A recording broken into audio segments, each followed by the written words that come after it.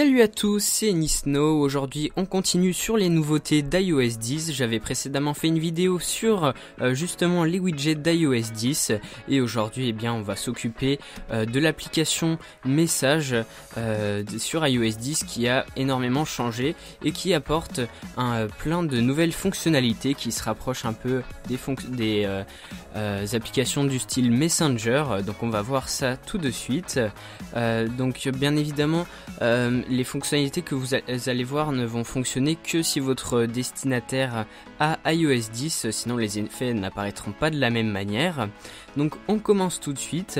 Déjà un petit effet sur le clavier lorsque vous commencez à écrire un mot, eh bien le clavier vous propose de le remplacer par un emoji en fonction de justement ce que vous avez tapé. Par exemple si vous mettez un gâteau, eh bien vous allez pouvoir remplacer ce mot là par un emoji. Donc ça c'est pas forcément que l'application, c'est surtout le clavier qui a été amélioré. Ensuite en restant appuyé sur votre bulle, vous allez pouvoir donner un effet à cette bulle. Donc par exemple impact, un petit effet de tremblement, etc.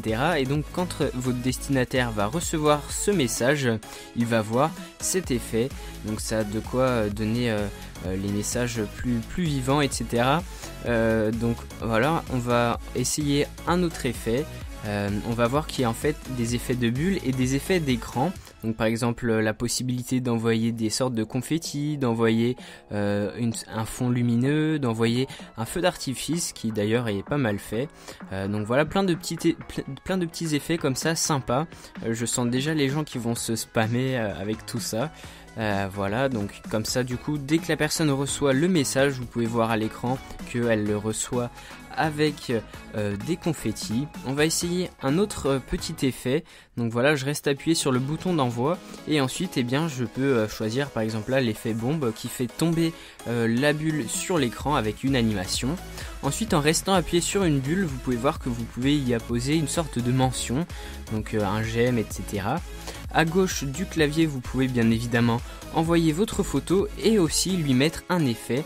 Donc ça va être un effet de flou, c'est-à-dire que lorsque la personne va recevoir votre photo, il va y avoir du flou par-dessus, il faudra passer son doigt dessus pour découvrir l'image. Donc voilà encore une petite fonctionnalité, donc tout ça via iMessage aussi.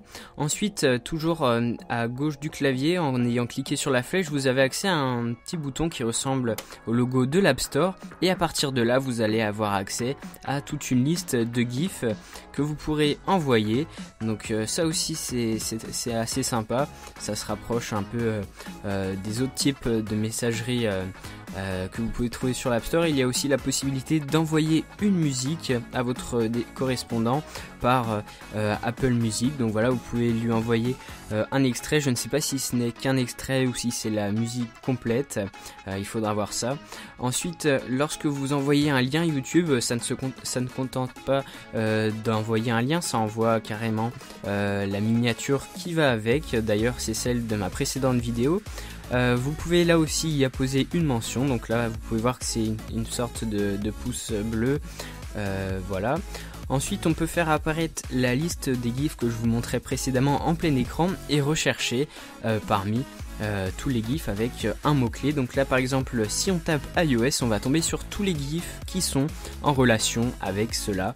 Donc voilà, tac, ça va être la même chose que pour une photo. Vous avez sélectionné votre GIF, vous l'envoyez et ensuite eh bien votre destinataire va tout simplement la recevoir.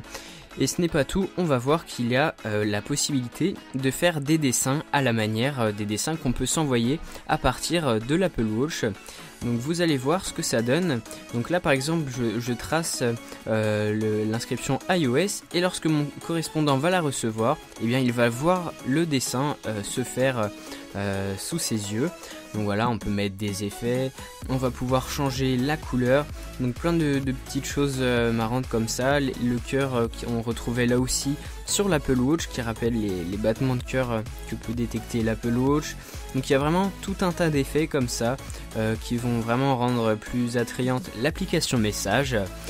Donc voilà, c'est tout pour cette application message et les nouveautés qui ont été apportées dessus depuis iOS 10. J'espère que la vidéo vous aura plu, n'hésitez pas à mettre un petit j'aime, un petit commentaire et moi je vous dis à très bientôt pour une prochaine vidéo.